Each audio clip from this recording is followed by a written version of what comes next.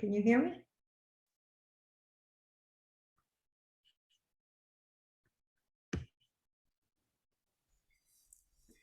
And say that it's Friday, May 6th or Saturday, May 7th.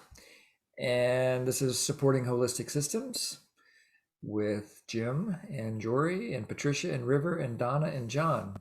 And welcome. Today we're going to be talking about power and exploring it and finding out whether or not there's such a thing as a hierarchy that's not power over.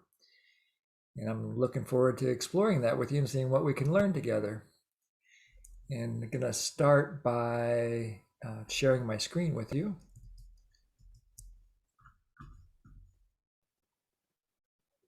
I turned the closed captioning on if in case anybody finds that supportive. So often have this. I don't see it on, Jim. You have to click on the little CC on Okay. the screen. Yeah. Okay, This is a quote I often use at the beginning of this monthly meeting. Unless we as social change agents come from a certain spirituality, we are, it's got a little likely to create more harm than good. From Marshall Rosenberg. And then just to give some context to this particular session, it's inspired by one of the skills on the matrix, the Pathways to Liberation matrix of self-assessment, consciously participating in the creation and evolution of holistic systems that foster general well-being. And the topic today is, are all hierarchies power over? And it was, this particular topic was inspired, I guess would be the right word. I had a really fun conversation with Stephanie Bachman-Matei, an assessor from Florida who is of Italian origin. And we had just a really wonderful discussion about hierarchies and power over. And so I thought we would think about it together today. And the first question that I'd like you to think about as part of self-connection, do a little bit of journaling, is what does power over mean? And I think everybody here is familiar with the certification preparation packet, which contains 25 key distinctions related to nonviolent communication. And this is one of those: power with versus power over. So I'll just be quiet for about 5 minutes while you just consider, maybe do some writing about what comes up for you about power with versus power over.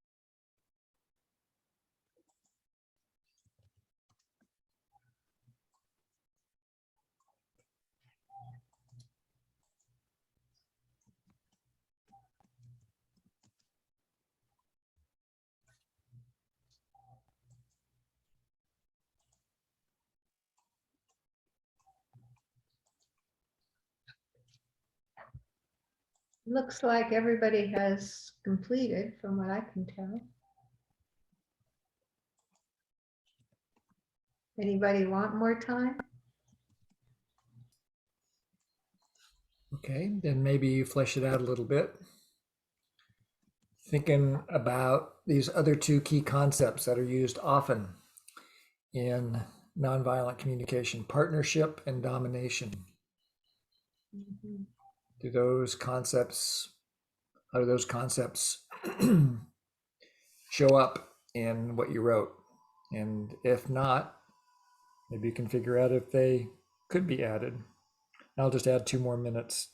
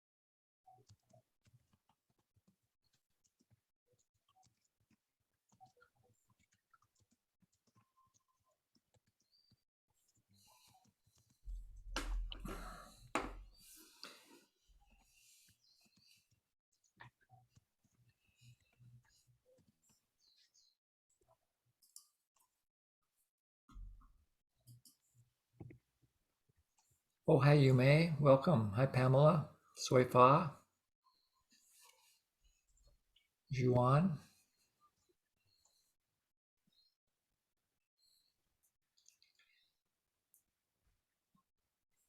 We've been thinking about the key distinction about power with versus power over and domination versus partnership. And in about 1 more minute, we'll do a check-in.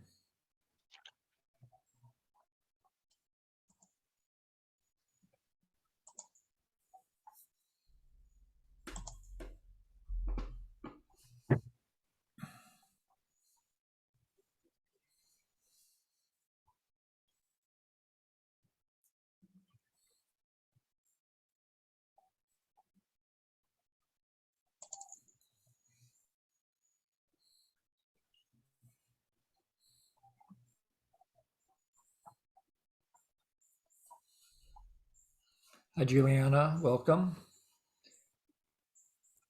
We are just finishing up a written exercise that's like a self-connection journaling exercise. About 15 more seconds.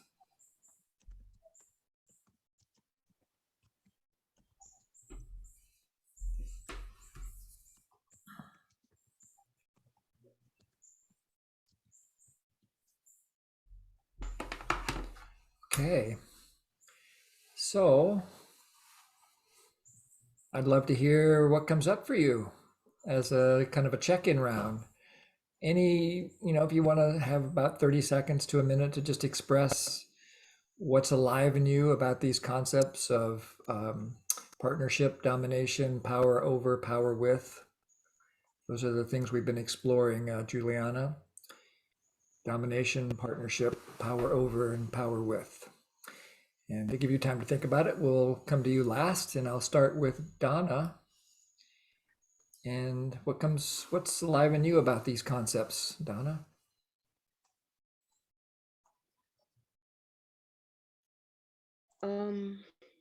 I looked at my list of key distinctions and I wanted to see if there is anything.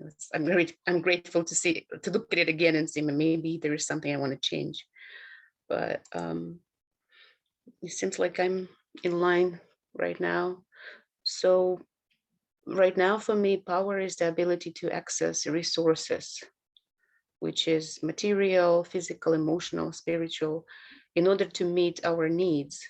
And power over is practiced when I see my own needs are more urgent or more important and want to meet them despite the cost.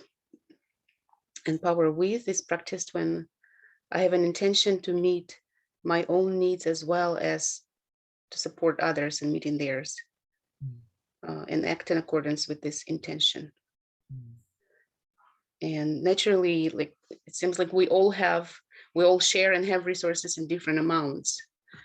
And like I don't have this illusion that all of us have at one point a certain equality in access to different resources, but this intention to share, intention to include, intention to consider, and partnership somehow it's like, to me it's like equal partnership, but here sometimes I'll have more, you have less, but this intention to include and to share, because at other times you might have more and I have less.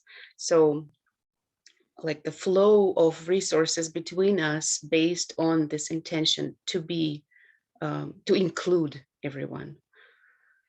Something like that. Thanks. I really enjoyed how you expressed that. Patricia and then River. Oh, wow. I've been unmuted the whole time. I hope that was not disturbing to anyone. I said that power over was using privileges and or differences in social, physical, or other characteristics to attend to one's own needs at the expense of another. And then when you tossed out the partnership and domination, I added that domination is used to attend to one's own needs. And then power with, I said not using privileges and or differences in social, physical, or other characteristics to meet one's own needs only, instead caring for all needs as equally as possible. And then I also said you partner to uncover the needs of all parties so that you can meet as many needs as equally as possible. I really liked what Donna said about using access to resources. That was really good. You complete? Yep. Thank you. River, and then you may. So I narrowed my consideration to leadership. Someone in a position, in a moment of leading.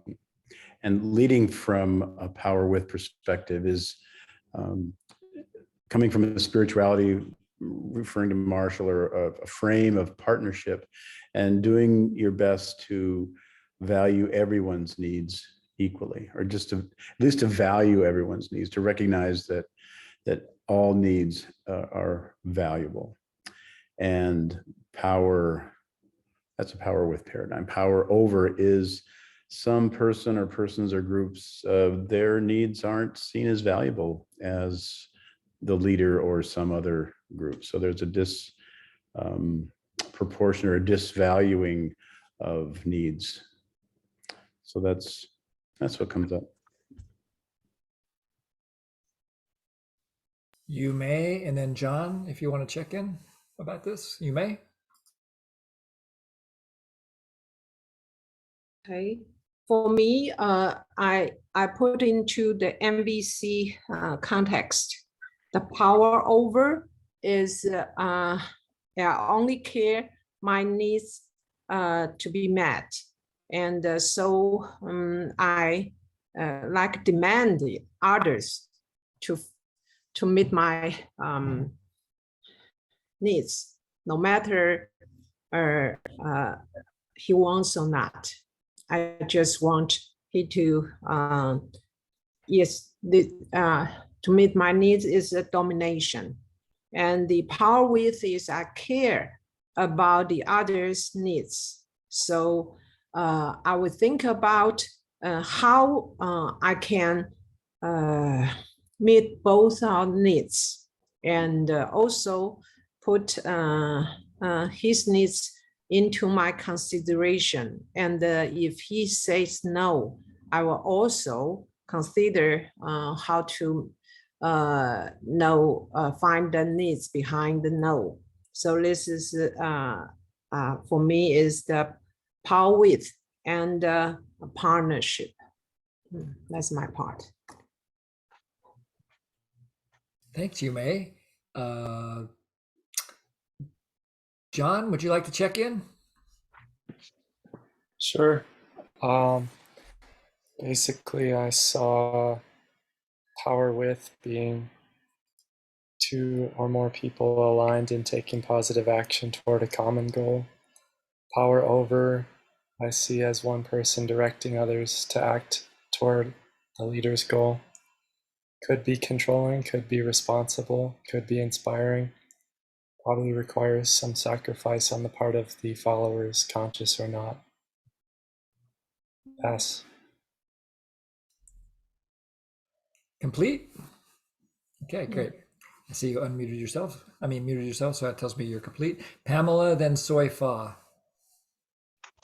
Yes, the first thing I wrote was wanting fully without attachment. So focused on needs, but letting go of strategies, in other words. And I just wrote some words: consultative, interdependent, inquiring, checking, is the door ajar, balancing needs, seeing the bigger picture, being life-serving as power with and power over, not checking unilateral, not prioritizing needs, fixated on strategies. And the thing that's most alive in me in this moment is a kind of revelatory thing that I get, though, that you can really dog for needs. You can have a high threshold of what is important, and that I might have couched that as power over in the past, but right now I'm really experiencing it in a particular situation as a power with thing, that there's just a cultural emphasis on kind of resignation and not really speaking up when it gets challenging. And sometimes it matters enough that you're gonna dog for those needs, even because of it's so consequential. So that's what's alive in me in this moment. Thank you. Thank you, Pamela. And do you mind telling me which Pamela you are? There's a few that come, and I'm just curious which one you are. yeah. This is I'm Pamela Beck. I'm had that street giraffes. Yeah. Great. Welcome, Pam. Thank you. Soy Fa and then Juan.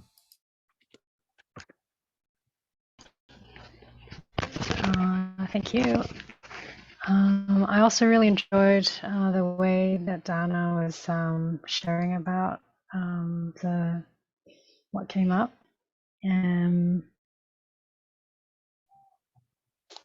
With the power with, I think some new words for me were empowering or empowerment. And I think that's similar to what Dana was saying about flow of kind of power at different times with different situations.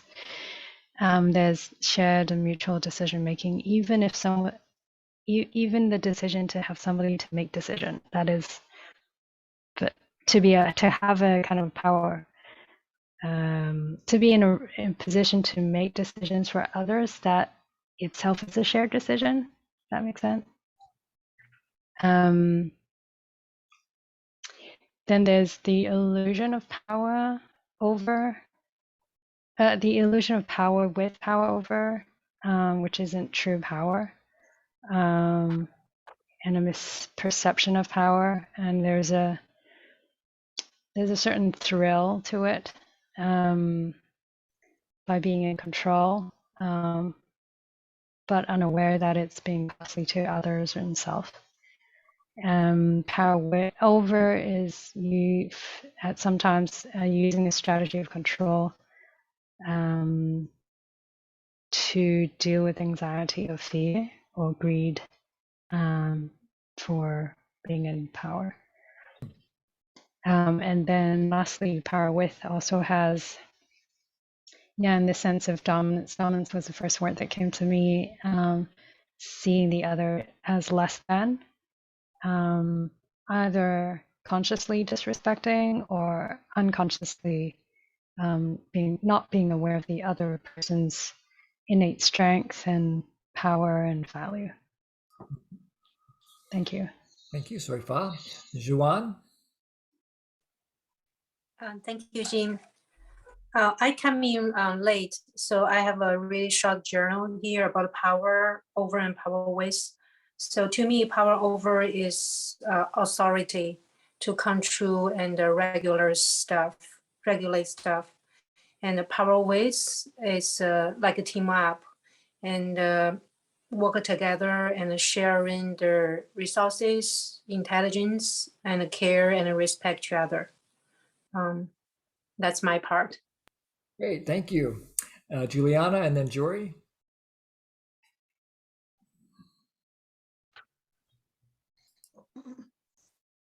So I was looking at power over as when somebody, when my freedom, my choice, fullness may be taken away, and I am forced to submit to power. That power may be either a designated power, and that this happens in domination. There may also be in domination systems, and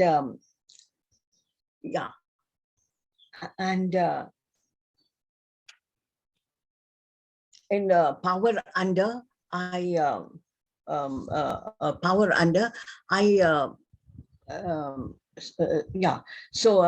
somebody in power under, I may choose actually to be in this position of power under, because it meets my needs really.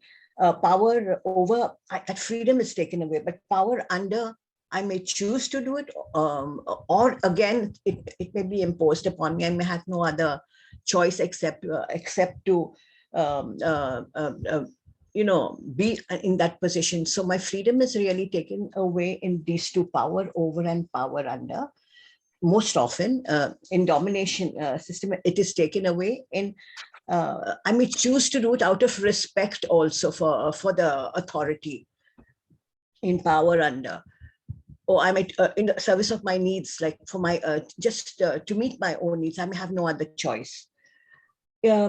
In power with and power within, so I always feel that power with starts with power within, and so if I can connect to that power that I think all human beings have, our shared humanity, which comes from beloved divine energy, and that source of power.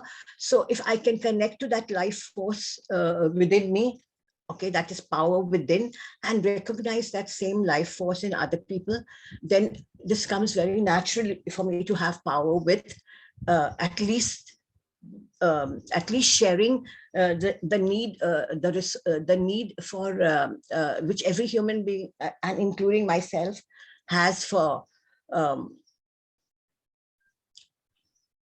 recognizing that has that a kind of a sacredness that they matter because of who they are, a human being with and coming sharing that humanity and that divinity as a result of it. And from there my power with really gets energy to start with sharing that shared humanity, and going beyond that, whatever needs I can, in terms of material resources, I can share. I like to share that. Thank you. Thanks, Juliana.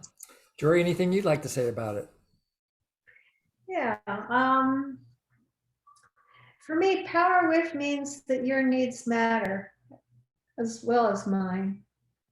That there's some awareness that we're in this together. Even if I choose not to be involved, or we don't have direct involvement, there's still that understanding that we share the same needs, and that the choices that I make or the choice anybody makes has potential impact on other people, and the consideration of that impact, and an openness to consider what's important to another person. And then power over is that your needs don't matter, really. I'm going to do what I want to do. And there was a remembering of one of our children when they were about 2 or 3, just learning to walk, running into the street. It wasn't a busy street, but still getting off the curb and going into the street and picking my child up, or maybe Jim did, I don't recall because it's a few decades ago, but picking that child up and taking them out of the street and holding that person. And that person didn't want to be held. And so on one level, you can say that was power over, but the consciousness of it was still, your needs matter, and so do mine. And the choice that you're making is not safe.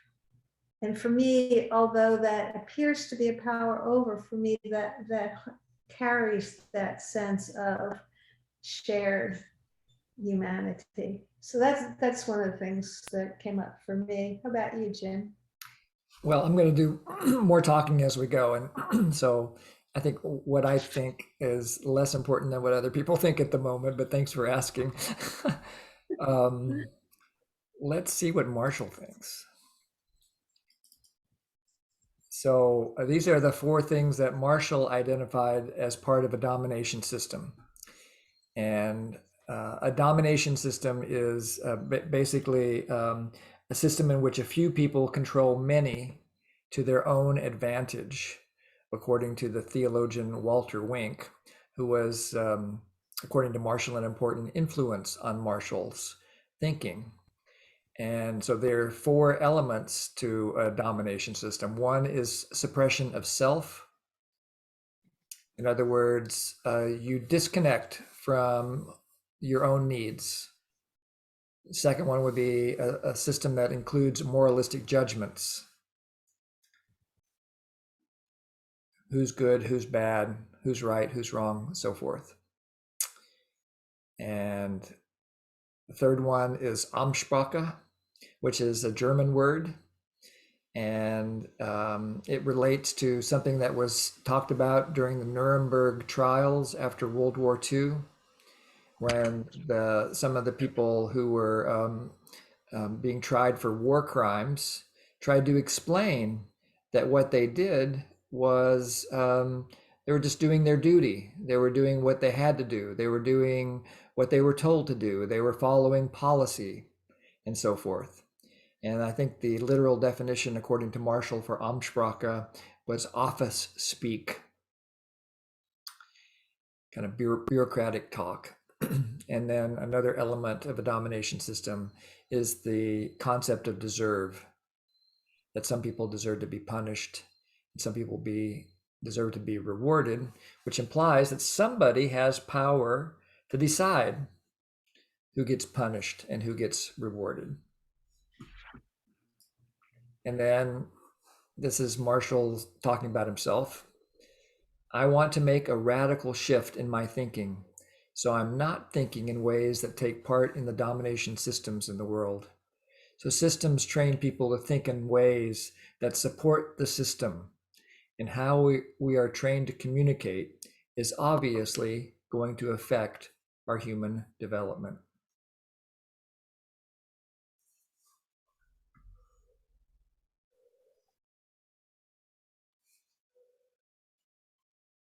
So for me, this gives me an insight into what's going on in Marshall when he's developing nonviolent communication.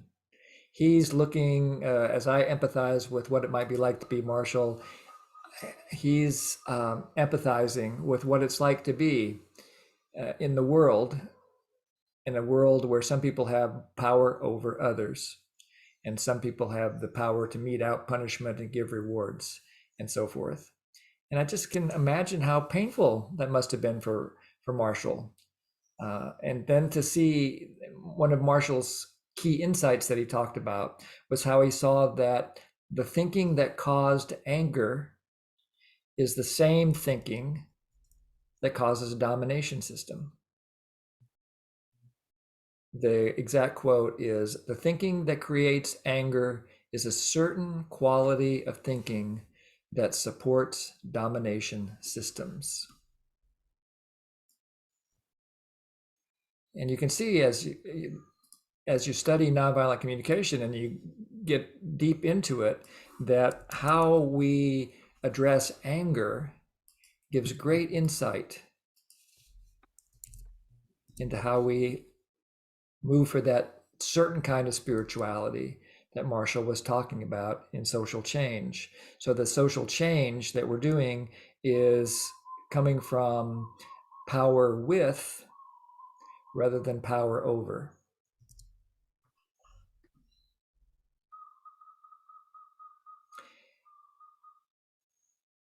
So we've been all, I just want to pause here and see if there's anything that anybody wants to say or any requests that are alive in anybody before we keep going. I have a question, Jim. Sure. This is Pamela. Hey, Pamela. I'm just thinking of the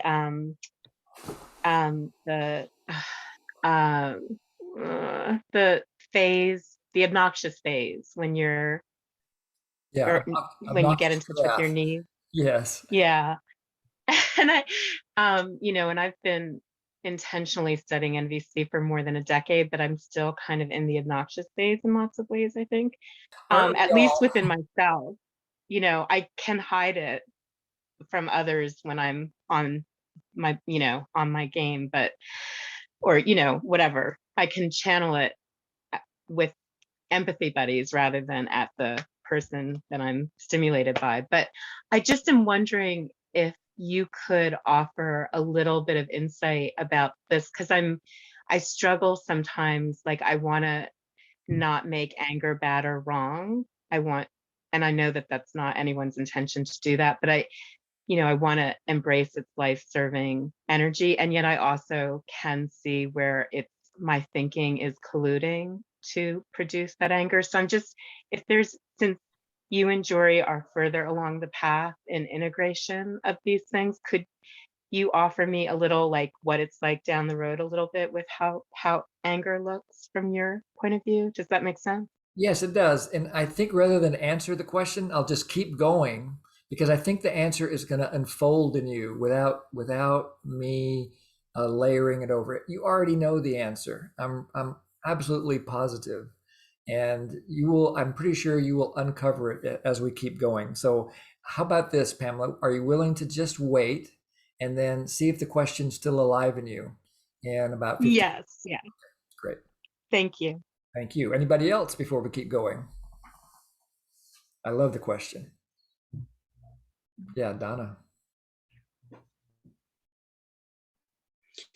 Yeah, I don't know if it's a question, it's more like my own exploration, I guess, into this. It also is connected to anger, and I'm trying to harness the energy of anger. Like, in my experience being a little bit of a social activist, I found that if I don't have, like, now with the tools of NVC, going into self-empathy and everything, at some point I found that when I do this, the energy of anger disappears and I don't want to do anything after that. I'm like, I'm peaceful already. So I don't have this energy of moving forward, of doing something, of changing. Like, so that has been my question to myself, like, how do I harness the energy without what is that? Without having this thinking, right? So maybe in this description that you said, this thinking that creates energy similar to what supports domination systems. Like this is the thinking, but not the energy, because energy could be, those are the boundaries that I want to keep. Those are the things that I want to protect someone. That's why I might have anger. So that's just something that I am playing with, I guess. That's something that I want to find answers for myself in order to be active and maybe keep my anger to a certain degree that doesn't harm, but at the same time, it keeps me going, like something like that. Yeah, what I catch is that you're eager to discover the power source within you that can motivate you, that you've noticed that anger in the past has motivated you to get things done. And then once you get involved with NVC, you find out that empathy, self-empathy, connection with your needs lowers that that impulse to change, and you kind of come to acceptance or openness to what is, and you want to sustain the energy even though the anger is gone. Did I get it? Yeah. Again, I'm pretty sure that it's going to get answered. I hope so. That would be one of my hopes for the takeaway, for that people might get from this.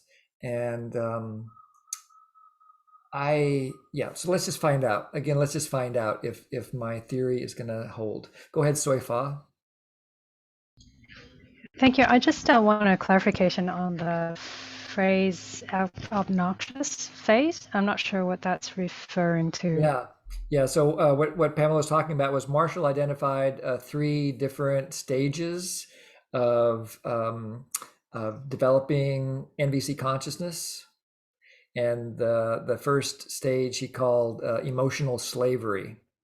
And emotional slavery was when we think that we can cause other people's feelings and other people can cause our feelings. So we're giving up our power completely, or having power over others to make them feel something. So that's phase 1. Phase 2, we have become connected to our needs. We understand there is such a thing as needs, but we haven't yet understood mutuality. And so Marshall nicknamed that, with tongue-in-cheek, obnoxious giraffe. So we're connected to our needs and we want to get them met, but we're not yet connected to the needs of others. And then the third stage, Marshall called emotional liberation, which is where we hold that consciousness of needs, but no longer do we think of them as my needs and your needs, but rather this beloved divine energy. And our life becomes an act of service, trying to contribute to needs, which is actually the secret answer to the last question, by the way, where the energy comes from. Yeah. Does that help, Soifa? Yes, thank you. Great. So let's dive back into a few more things. Now we're going to move out of the realm of nonviolent communication, but keep our NVC hat on. When Marshall first started teaching NVC, he hadn't invented giraffe ears yet. And he was talking about NVC in terms of contacting that beautiful energy of a child feeding a hungry duck. So when he wanted to demonstrate that part of NVC, he put on a hat. Often, since my first time joining. How often? It's monthly. It's monthly. Oh, monthly. Thank you.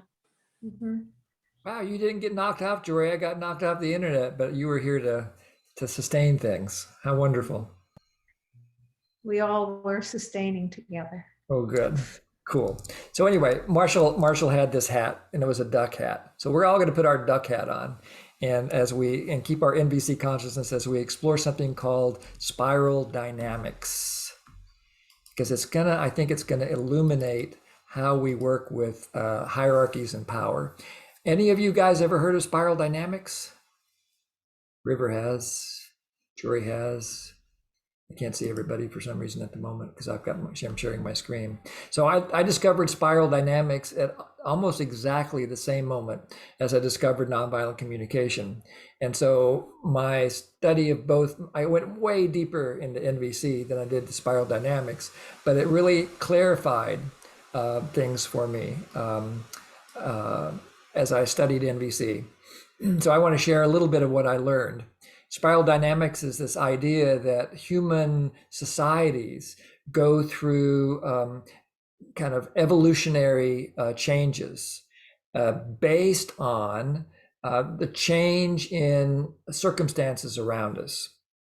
And it's based on the work of a guy named Clare Graves, who wrote, he didn't actually get this book published in his lifetime, but it was the source of spiral dynamics, called The Never Ending Quest.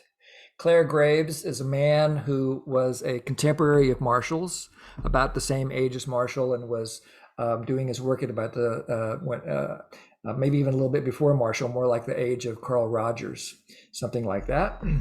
And he was a researcher at one of the New York universities.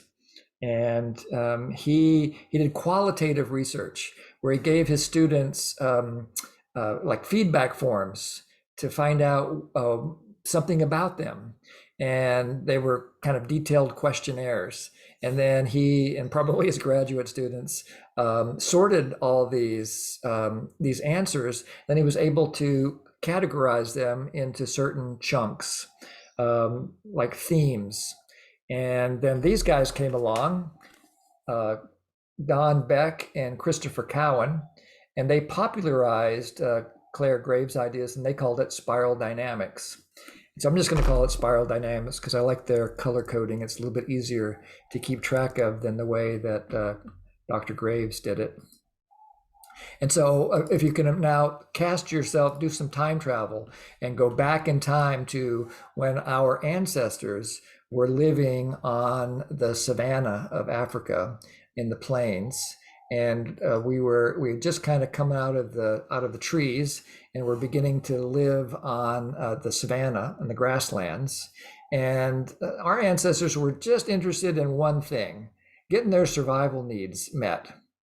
And they used their five senses, their skill of observing, their skill of presence, in order to survive long enough to procreate and have kids. And they didn't have much of a difference between themselves and the environment, as far as we can tell. And you still see examples of this particular, Beck and Cowan called these V memes, the letter V, and then the word meme, value memes. You still see some examples of this in certain people that have been labeled with psychological diseases, and they've received some kind of diagnosis. Often are living in beige, sometimes homeless people, people that are houseless, don't have a anchored place to live, don't have any community, they're really living on their own. They're just in survival mode. And so obviously there's no hierarchy. It's just them, they're alone. And then as we developed as a species, we entered into what was color-coded as purple. And this is the realm of clans, or small groups of people. And they're still very much connected to the energy of life all around.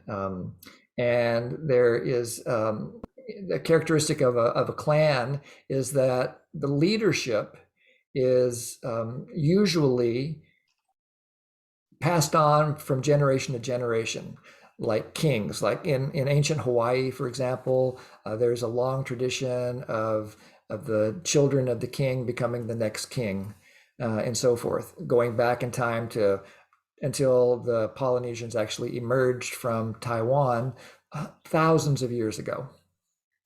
And there's very much an emphasis on being bonded together through culture, and that there's an attempt to protect culture at all costs. And there's a real adherence to cultural norms. If you don't adhere to the cultural norms, you're kicked off the island, you're shunned, and you die. You go back to beige, and you either survive on your own or you die. And so the social organization looks something like this, where the tribal leader is in the center, and he's got He has all the power, all the control, and everybody else is considered his family. And his job is to take care of them. And if somebody from outside comes in, they're not allowed to come in unless the tribal leader says it's okay. And so any influence from outside the tribe had to go through the leadership of the clan leader. And again, the punishment for not obeying the culture was shunning. Then obviously, with that kind of a restriction in freedom, you're going to end up with rebels. And so the next level was color-coded red. And this is a dog-eat-dog world. Here we're behaving shamelessly. This is like the worst kind of obnoxious giraffe. We don't even know we have needs, but we're still getting them met at any cost. We will fight to get it. We have no guilt about what we do. We're not concerned with consequences because we don't think they apply to us. Does this sound familiar to some of you about some of the things that are happening in the world today? And so this kind of an energy still exists. The biggest example of this that Beck and Cowan talk about is a motorcycle gang. I don't know if you have motorcycle gangs in Asia, but in the United States, there are these bands of people who ride around on motorcycles, and they're often criminal enterprises, and they're selling drugs in order to finance their own well-being and so forth. And they're very violent. It's a hierarchy that looks something like this, where you've got one leader at the top, and then maybe another group of lieutenants that are obedient to the authority of the leader. The leader who, by the way, gets his power by being the bully, the biggest bully in the clan, the top dog, and then each of the secondary bullies has their own little sub-clan. And these guys on the bottom, they're trying to figure out how they can climb the ladder to get to the top and become the top dog. So that is the red quality of leadership. Obviously, that's a domination hierarchy. That's almost like both this and this. Clearly, there's a dominator that has the power to punish and even kill unless there's compliance to authority. And so society can't get too far with this kind of energy. So something else evolved in order to create bigger groups of people. According to some anthropologists, they think this started happening about 5,000 or 6,000 years ago. With the advent of agriculture, other anthropologists dispute this idea, but we started creating cultures that could sustain larger populations of people. And this was nicknamed by Beck and Cowan as the blue level. And for me, this is the classic domination system that we're usually talking about in NVC when we talk about a domination system, where there's a big emphasis on meaning and purpose. You sacrifice yourself in order to get rewarded later. If you're the mom, you forget about your own needs in order to enjoy your children growing up, who then will hopefully take care of you in your old age. Men sacrifice themselves to go off into the military and fight for their country or their kingdom or whatever. And all this is the needs underneath it are to create order and stability. And there's a big emphasis on creating a system of moral judgment in order to control people's basic base impulses, because humans are seen as animals, and without a strong moral code enforced by punishment and rewards, then we'll start behaving like this again. And so you end up with a system that looks kind of like this. This is a classic domination system where there's somebody at the top who is like the Pope or the head lama or the cult leader or the president of the United States or whatever, and then there's a whole system of bureaucracy that builds up to support order, stability, and to sustain number one's power. And again, this is like the classic example of a domination system. But there's eventually in our society around the late 17th century, something happened in the West. And I'm sure there was something similar that was happening in Asia called the Enlightenment. And now we move into orange. And now suddenly it's all about human rights. It's all about discovering your own autonomy, your own independence, your own individuality. And society strives to make progress.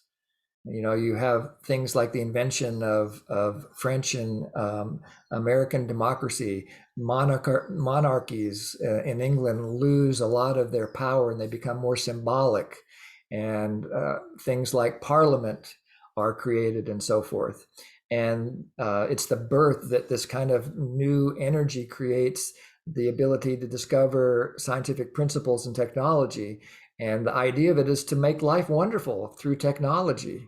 And there's a real emphasis on winning and enjoying competition. And this is obviously one of the main energies that's going on in the world today with corporatism, late stage capitalism, communism. All these are examples of this strategic drive to be the best, to be the top. And it's the expression at a social level of obnoxious giraffe. And a shameful example from my point of view is how the United States has handled vaccines. We hoarded them. We are letting them rot while people in Africa go without vaccines. We're caring for our own needs at the expense of others, and it's going to sustain the pandemic for even longer. And I wish we could heal from that. But the organization looks like this. It's still a domination hierarchy.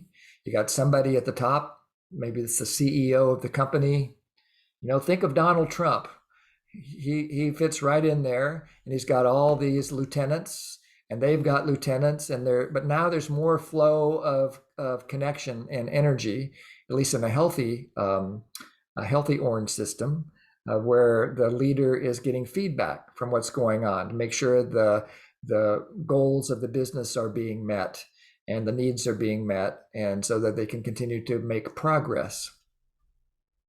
Well, that has huge costs, right?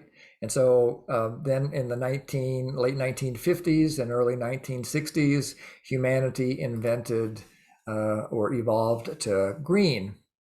And this was the human potential movement, where we awakened to this idea that things are relative. This is postmodernism. We get really interested in exploring this ourself and our spiritual connection. We become hyper alert to community and unity, and we have this idea of sharing resources so that everybody gets their needs met. And we want to get everybody free from greed and dogma, and we want to reach decisions through consensus. Does this sound familiar? It sounds a lot like the energy of nonviolent communication to me. That we, you know, if you think about the organization of a green organization, it looks like this. It's a circle, and everybody is speaking their needs into the circle, and a decision is made by consent. The problem is, we end up still in conflict because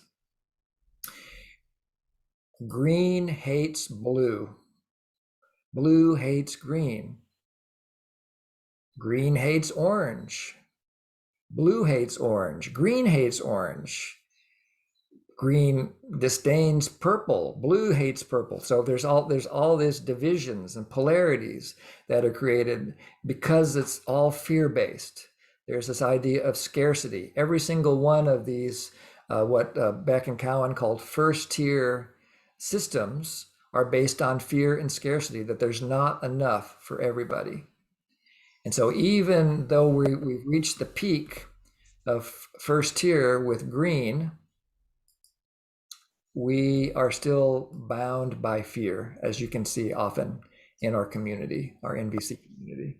So let me just pause there before we give you the antidote and see what's going on for people. I was a little bit like a fire hose there, so maybe you have questions or comments. Yeah, Patricia. Is just curious, because I got curious about patriarchy and started looking it up in books and stuff. But is this all in that one book that you talked about? Yeah, all of this, everything that we just covered was originally based on original research of Graves, and then kind of made in a more palatable way by Bowen, by Cowan and Beck. Cool. All right. Thank you. Yeah, and as for patriarchy, you can see how deep the roots were, right? Patriarchy started here, way back at purple. There were, of course, matriarchal cultures, even matriarchal tribal cultures. And there's a lot of new research. If you're really interested in kind of the latest anthropological research that I'm aware of, there's a book called The Dawn of History. And it kind of reframes and deepens understanding. It's quite a commitment to read. It's about this thick, about, I don't know, 500 or 600 pages. And it's written from the point of view of anarchy, of having freedom as the highest value, and showing how different cultures at different times have evolved different kinds of systems for. I don't have a drawing for what a really flat system is. Closest thing would be here. This is more matriarchal compared to this, which is extremely patriarchal and traditional. I think we're in the process of evolving something new, and that's what we're going to get to in just a second. Does that help, Patricia? Yeah, thank you. Anything else?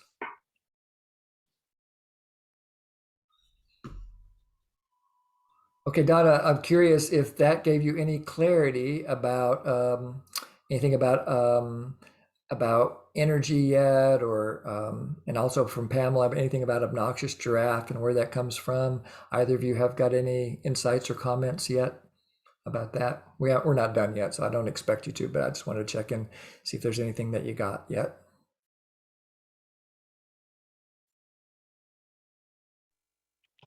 It's helpful. This is Pamela. It's helpful to one of the things that I'm feeling in this moment is a bit of reassurance, because I'm getting that the cultural milieu is the water I swim in. So it doesn't surprise me that I'm not shifting, right away.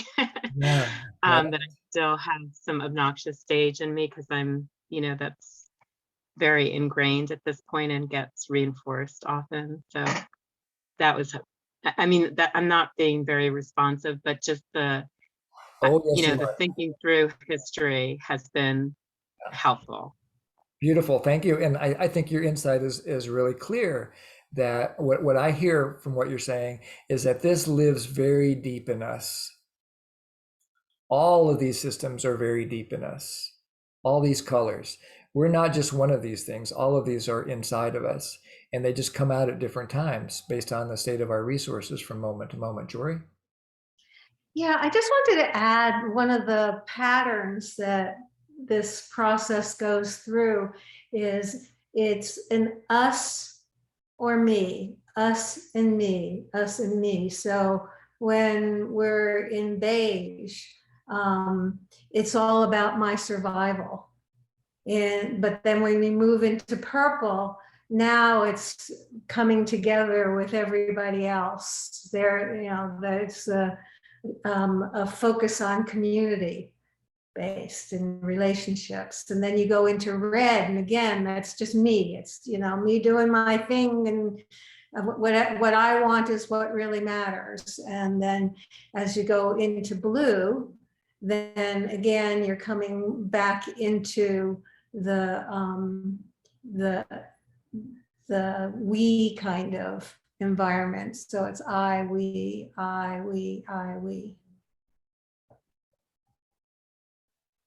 So if we're in green, right, and if we're talking about green, we're in the we stage, you know, kumbaya, all of us together. Everybody's needs matter. Yep. Thank you, Joy. It's like an oscillation. It's an oscillation between I and we, I and we, I and we. Thank you. Okay, so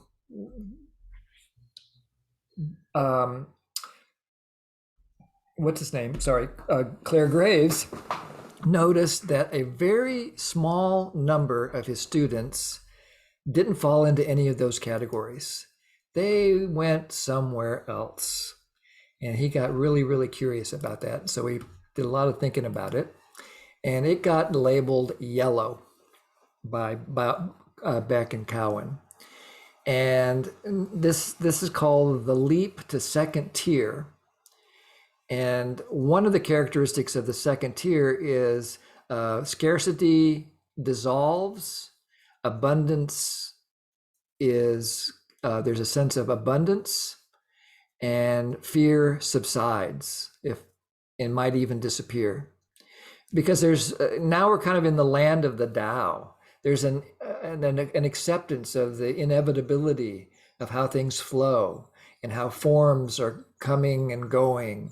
And there's a comfort with the lack of a clear, we kind of transcend relativism or moral judgment and become more and more comfortable with our uncertainty. And we discover that our personal freedom, without harm to others, I should say, we learn how to transcend obnoxious giraffe and really move into giraffe consciousness. We experience a fullness of living on Earth and an appreciation of diversity and multiple dimensions. And I would just add that in yellow, there's also, we're back into the I and the self-development and the evolution of what I can contribute, but the focus is on I. Yeah, and often the signal of I awakening in an individual is we freak out about ecology. So in our age, the forerunners of yellow were people like Buckminster Fuller, Al Gore. There's two couple of good examples where they became very aware of systems and how if you change one part of the system, the whole system will change. And so if we start, if we let a species go extinct, then that's going to have knock-on effects for all other species that were part of that ecological web. If we start loading the ocean with plastic, that's going to have an effect on the entire food chain. If we start using monocrops and pesticides and plant millions of acres in one crop like rice, corn, wheat, or whatever, and then use pesticides to try to control all the other plants that want to grow there, and try to control all the herbicides to control the plants and pesticides to control the weeds, then there are knock-on effects that start destroying the ecology and interrupt the food chain, and then lead to climate change and so forth. So we become aware of the systemic nature of life on the planet, and we start sounding the alarm. We're alarmed. We're not scared. We're alert. But because we can kind of see we understand that one part of the system changes, the rest of the system change. So we see that if we start living giraffe consciousness, we can start having an impact on the systems that we're involved with. First, the system that's inside of ourselves, the intrapersonal system. So we learn to attend to our own needs with empathy, with self-empathy. And then we start creating more holistic systems in our relationships with our partners, our family members, close friends, and so forth, where we become interested and devoted to mutual education and mutuality, acknowledging our interdependence. I know when Jory's happy, I'm happy. I'm pretty sure Jory understands and has experienced that as I'm happier, she's happier. So we have that systemic flow and awareness that if I take better care of myself, we're both going to benefit, and vice versa. What's the organization going to look like here? So that's the first question that I want to do a breakout room about, is knowing that what you know now about this. I'd like you to go to small groups of 3, and I almost have them ready, and talk about it for 15 minutes of what would a system look like that had an appreciation that not everybody is at yellow yet. There's still, in fact, according to Ken Wilber, most of you probably have heard of Ken Wilber. According to Ken Wilber, most of the planet, somewhere around 70 to 80%, are still at blue.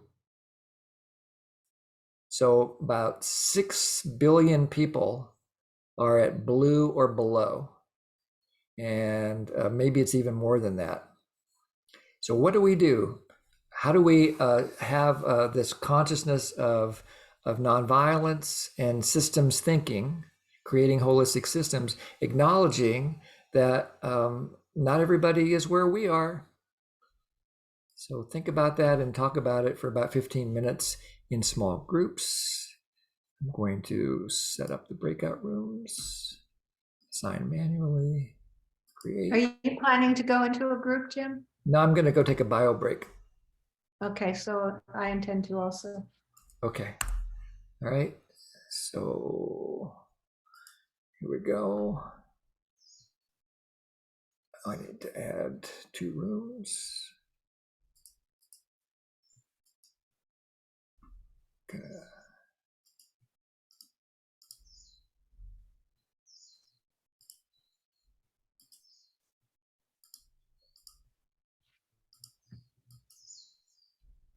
Hi, Corey, welcome. We're just about to go to breakout rooms. You can kind of hang out. Yeah. Can you hear me, Jim? Yes, I can. Yes. Yeah, so just to know that there's 2 of me there because I see it. audio. I figured. Okay, thanks. Okay. And so that's 1 group of 4, 1 group, 2 groups of 3. See you guys in 15 minutes plus 1.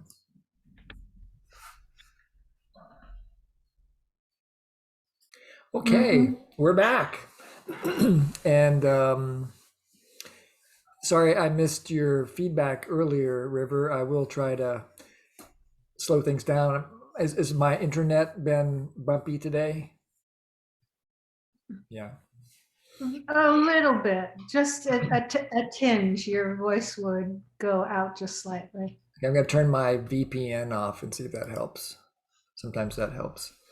So I'd love to hear a report from each group.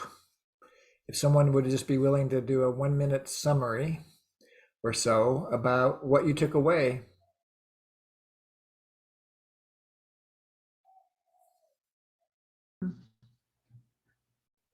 Love to hear a 1-minute summary from each group about what you took away from your small groups.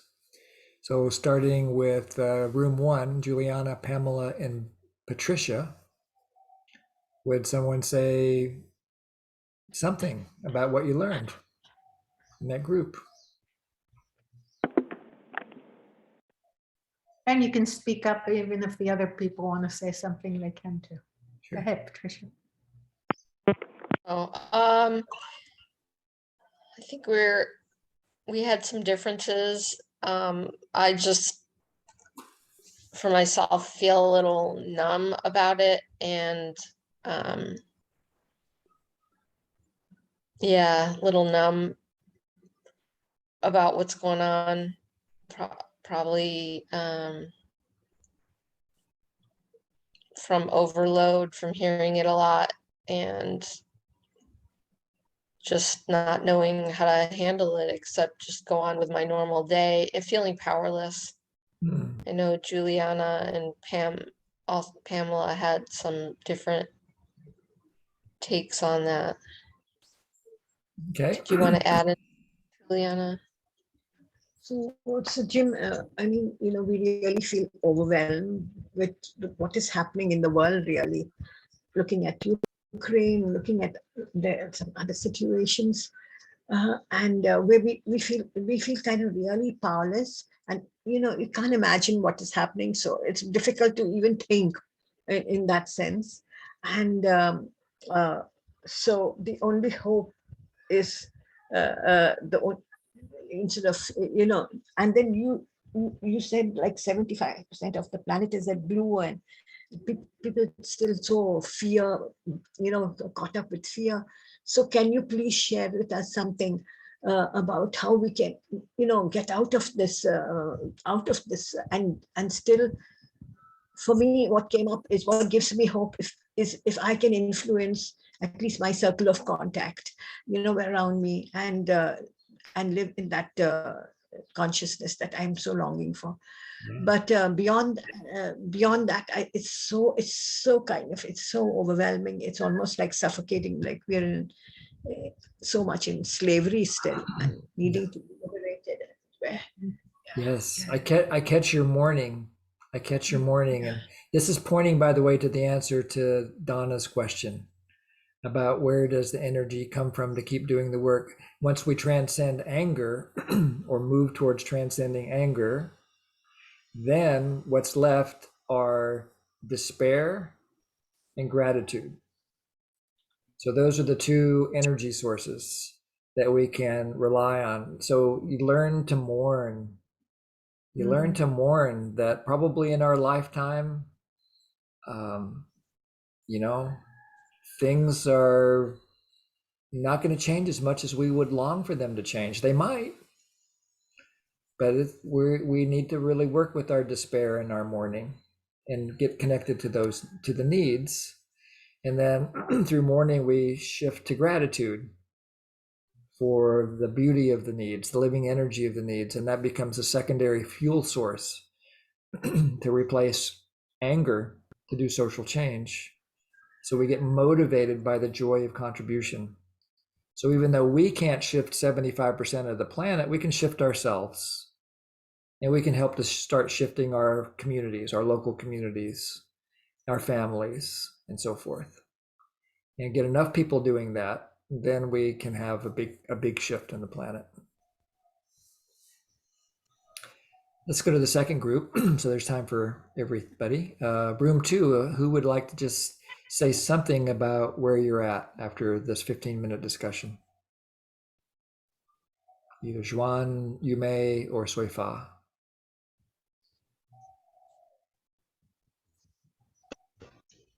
I'll Go ahead, Soifa. let Chen. Please, Chen. It's okay. Go ahead, Shuhuan. Doing odds or evens, Okay. I just start first, and then Shuhuan can ends up. We just think the spiral dynamic is kind of like a tour to help us to look back, see what's happened in the past, and also kind of analyze what happened now at the present, and also give us a look for the future. And second, what I learned is that each tiers need a more consciousness. Then you can jump to next level. That's what I learned. Thank you. And did you want to add something, Soifa? I don't know if we will have time to share about the actual like organizational structure that came up for us, or we're just talking about what we learned. Okay. Or what was the process like? Whatever you want to share. You got another minute or so. Okay. Yeah. All right. Yeah, so we spent quite some time to kind of debrief what this whole spiral dynamic was. I think it was going rather fast for friends who hadn't heard of this before. So we were going over the things, facts and descriptions for quite a bit. And then I think I was trying to visualize the organizational chart in some ways, and Shen was saying, oh, this is more a flat structure. And for me, what came out afterwards, and I didn't share this in the group, it just kind of came to me right now, is it's more like a 3D spherical structure. And in some ways it is that second leap of coming away from a 2D chart to more complex, three-dimensional, where there are three levels of awareness and feedback of ourselves, intrasystem, with all the parts in the system, and awareness of the whole system. So there's these three levels of feedback and awareness. And for me, it was really fun to imagine and fantasize what this might be. It was a creative moment, so I really enjoyed it. Thank you. Beautiful. Thank you. I love that. Jumping from 2D to 3D. I love it. Yeah.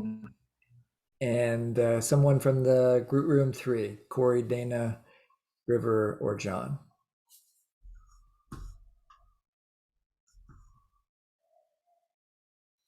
It can be an and also. I can maybe start shortly. I'm just very aware of me being the combination of all of the colors and all of the stages. I'm not at the level yellow or yellow, blue, whatever. I'm just everywhere, like presently, and also the way I behave, like they sometimes pop up at different colors and stages too. That is one thing, and that's where my curiosity stays, and it's been there for a while. Like, how do I invite other people where I am if they're not really ready or interested without their correct or question? And for now, it's like, again, coming back to me always. Like, I can do what I can. If somebody wants to explore, they will be there when they're ready. As for the system itself, I don't know. I'm struggling, and I keep asking why do we replicate domination system? Like, how does it serve us so long? Why does it serve us so long? And we still find that it's more effective than anything else. Yeah, that's for me. Thank you. Anybody else in room 3 want to add anything? I'm really touched by, especially the bit about that we have all these colors in us. That's actually a symptom of yellow, right? That's an awareness that we have all these other parts in us. We have the jackal, we have the giraffe, we have obnoxious giraffe, we have the enlightened giraffe, whatever you want to call it. All that's inside of us, and it varies from moment to moment. Anybody else? Corey, I think is unmuting herself. Yes. So I put in the chat a quote that sustains me, and it relates to something somebody said not that long ago on this call, maybe Jim.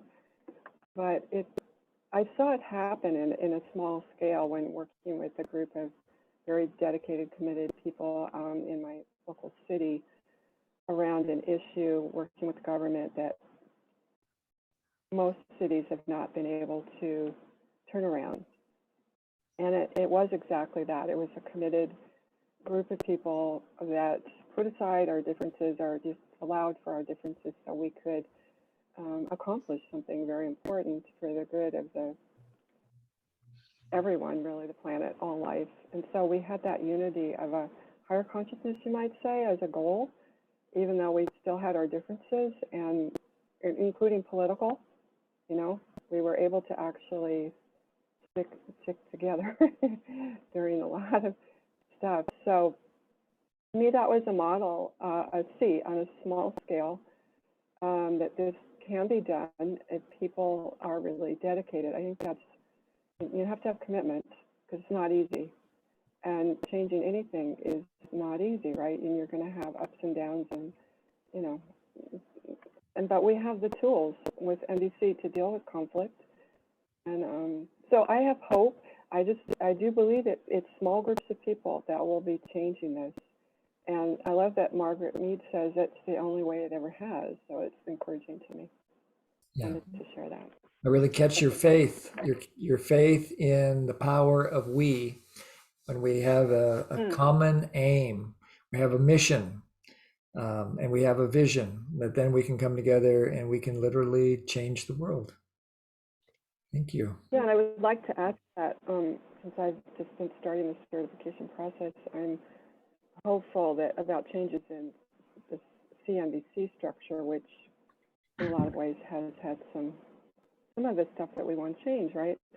And a certain amount of domination paradigm, and so this new visions process, or new visions plan that I read. The new future process. Yeah. Yeah. And yeah, and I guess it also, if I was in a compassionate place about it, and I'm not always, I might say, wow, you know, if CNBC has struggled with finding a paradigm that works, that just kind of shows you how ingrained it all is, and it is not easy, apparently, to shift, right? Even for an organization that set the core of what Marshall wanted. Yeah. If you have any comments. Yeah, catch your morning. I catch your morning, and I share your morning. That and I think the answer to the question that you didn't ask is why does that happen? It's because we inherited this domination system, and then we were educated to sustain it.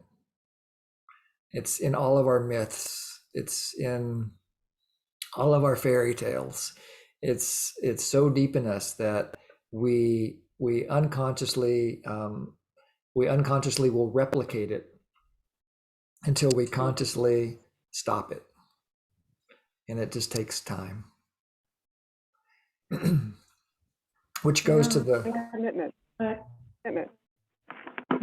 and that actually points to, for me, to the next level of evolution, which is turquoise, which is where we're in it, we're so clearly in it together, and we're actually looking for the systems that can make the world sustainable. It's not just my mission, it's our mission. And we explore the consciousness, and it's a more holistic view of things. So I appreciate you saying that. And the examples of that for me are Gandhi and Martin Luther King. That us going, what I'm doing is for the world, and I can risk my life because it's not about my life. It's about what we're creating as a whole.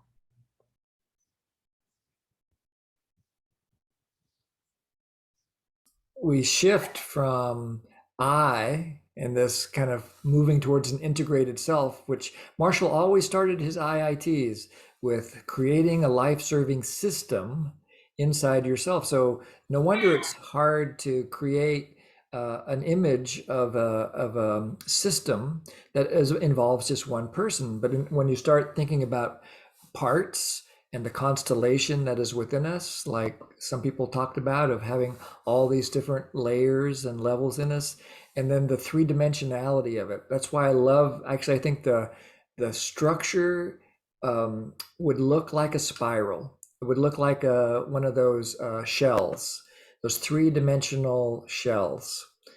that have a spiral built into it, and that within that spiral there are systems to support people in taking their integrated self, moving together in groups, harmonizing vision, mission, and aim, focusing on well-being for all, and taking little tiny baby giraffe steps in order to fulfill a dream. And is CNVC there yet? No, we are all the pioneers. This organization is only 40 years old, and we inherited every single one of us involved with CNVC, participants, trainers, board members, candidates, were all had the same education. And the first step for us, as far as I can tell, is to begin to undo that educational system and begin to gradually, one practice opportunity at a time, to start creating something new that would be some kind of new global order, something that is holistic and acknowledges that everybody is on the spiral in their own place, and we can support each other throughout that process of growth.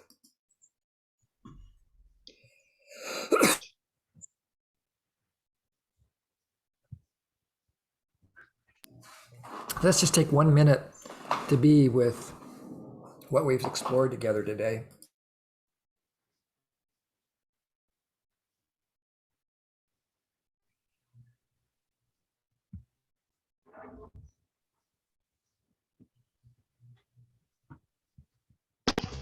Can I add a piece of the evolution?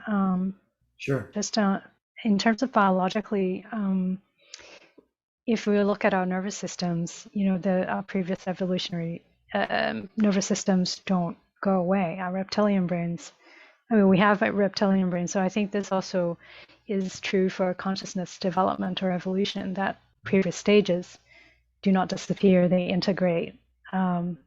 If we are integrated, and if we're not, then we regress, and we, as you say, we jump down to those stages. Yes. Biologically and consciously. Thank you. Thank you, Soifa. Let's just carry it around and keep going with whatever you're taking away, like whatever insight is alive in you, whatever inspiration is alive in you, having had this time together. We'll go to Pamela next if you're ready, and then John. Yeah, my dad passed away on Palm Sunday, and ever since I've been caught up in family dynamics that they're just strained. They're just, and I am appreciative of this call because, I can have so much judgmentalism to family members because none of them would be interested in on being on this call, for example. So I just, Jory, I'm appreciating you smile because I'm remembering being on a call in the past few years with your sister, and it was the first time she'd ever been on one of these calls, and I was like, I'm just appreciating the smile. I'm appreciating the reminder because I think I live as though everyone else, my family, my countrymen, people, Vladimir Putin, like they should all be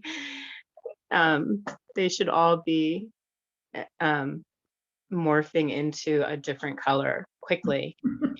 So thank you. Yeah, from your mouth to God's ears, as we say.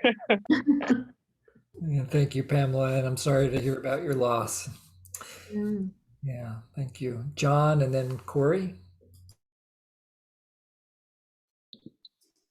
Yeah, I'm really grateful to go into the different colors. just helping build my awareness of looking at these structures in my own life, and appreciate what you said about it all being fear-based and in scarcity up until it reaches that second tier. Thank you.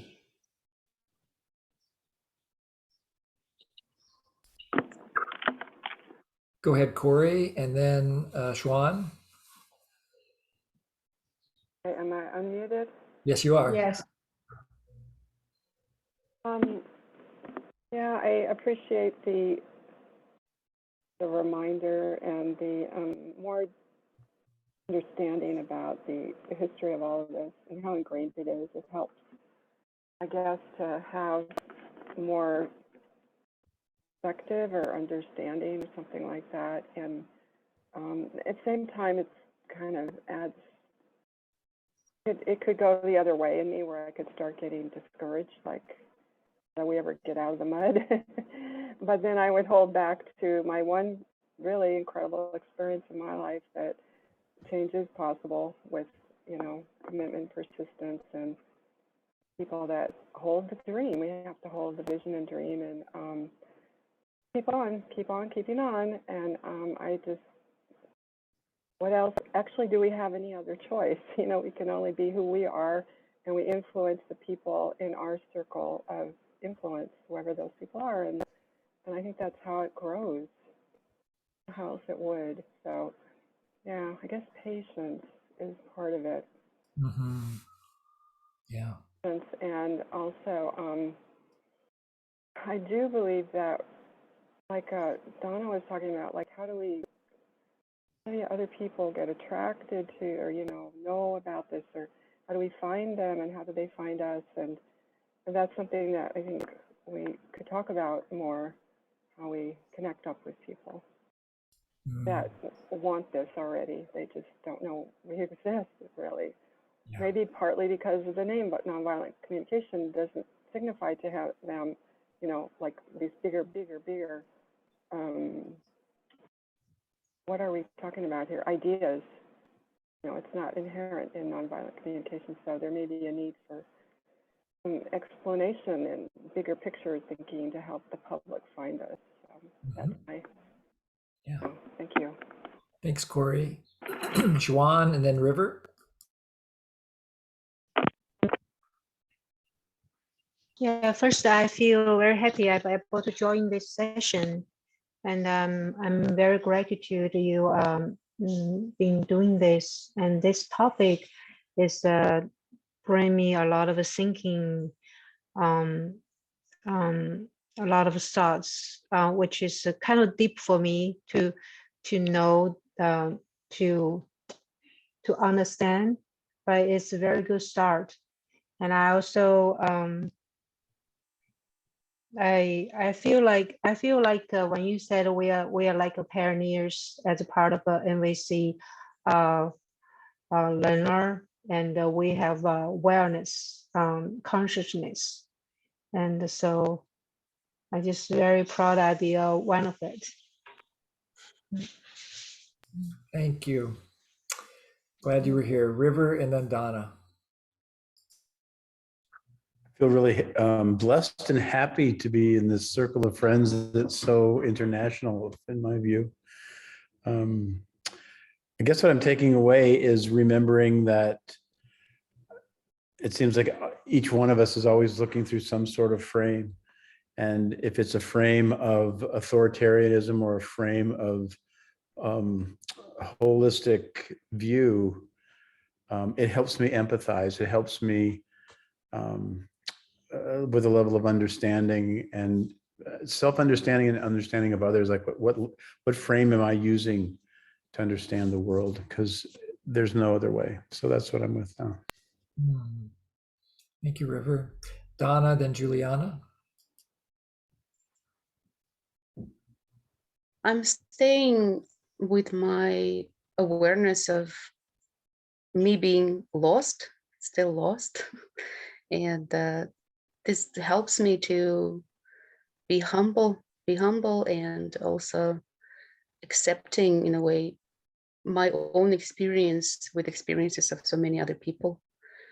And like I noticed that even now when I hear, like I think Corey said something that I can influence my circles, and I know that right now even the word influence doesn't work for me because I don't know what I'm going to influence. What I can do, I can just share what's coming up for me, what is in me, and just like let it go, and not knowing where it's going to land or not.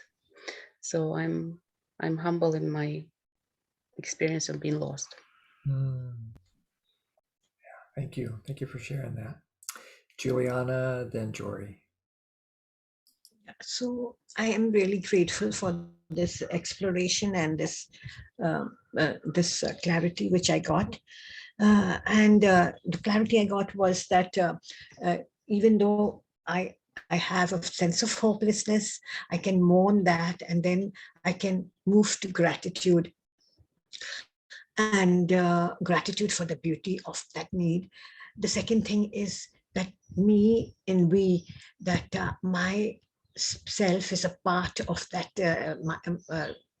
my self energy is a part of that whole spiritual universal energy. And the last thing is that just the confirmation that I can live in this realization of this personal power that I have within myself, and just live in the kind of consciousness of letting people, relating with people with that same consciousness, that the people, the world, what you said, Jim, gave me so much hope in just, touching our family, touching our community, and sharing who we are, and hopefully, influencing them to recognize their own personal power too. So thank you for this sharing. Yeah, thank you so much. Yeah. Thanks. Jory?